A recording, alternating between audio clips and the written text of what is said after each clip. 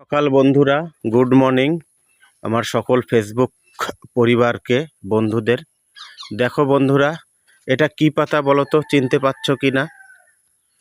গ্রাম বাংলার প্রতিটা ঘরেই দেখা যায় এই গাছটার যে ফুলটা সাদা সাদা হয়, নিচের দিকটা অনেকটা গোলাপি রঙের মানে লাল টাইপের হয়।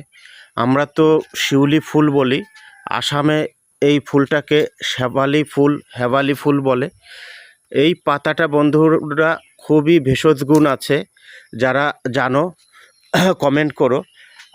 এই পাতাটা যাদের দীর্ঘদিনের জ্বর, সর্দি, কাশি, জ্বর একবার হয় 7-8 দিন ধরে থাকে, ভালো হয় না, তারা যদি প্রত্যেক দিন সকালবেলা উঠে এরকম 10-12টা পাতা, কচি পাতা হোক বা বয়স্ক পাতা হোক, এই টাইপের 10-12টা পাতা ভালো করে নিয়ে থেতো করতে হবে। থেতো করে তার সঙ্গে 1 কাপ পরিমাণ জল দিয়ে চা ছেঁকনি দিয়ে ছেঁকে যদি খাওয়া হয় বন্ধুরা, যত রকমের জ্বর আছে, মানে টাইফয়েড, ডেঙ্গু, কালাজ্বর বলে যে মানুষ আস্তে আস্তে শুকিয়ে যায়, মানে ঠোঁটের গোড়ায় ঘা হয়ে যায়, এই ধরনের জ্বর থেকে বন্ধুরা মুক্তি পাওয়া যায়।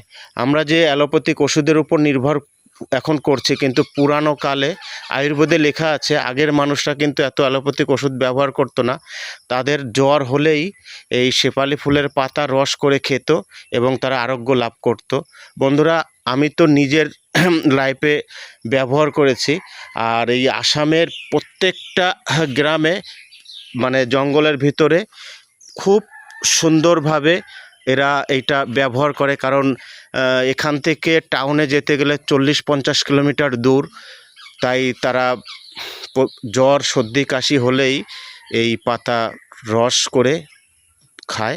বন্ধুরা, তোমরা একবার ব্যবহার করে দেখো, খুব উপকার পাবে। ভালো থেকো বন্ধুরা, সুস্থ থেকো।